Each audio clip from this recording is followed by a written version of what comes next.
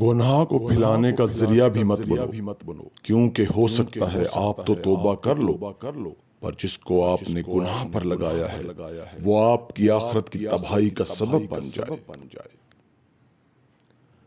غیر ضروری تنقید وہ تلوار ہے جو سب سے پہلے خوبصورت تعلقات کا سر قلم کرتی ہے۔ اپنی زندگی ایسے جیو کہ اللہ تعالیٰ کو پسند آ جاؤ۔ دنیا والوں کی سوچ تو روز بدلتی رہتی ہے۔ اپنی زندگی میں ہر کسی کو اہمیت دو۔ جو اچھا ہوگا وہ خوشی دے گا اور جو برا ہوگا وہ سبق دے گا۔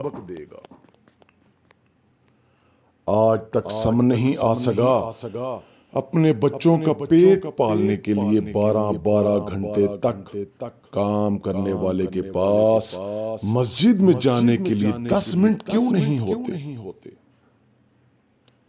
انسان کا دل توڑنے والا شخص اللہ کی تلاش نہیں کر سکتا۔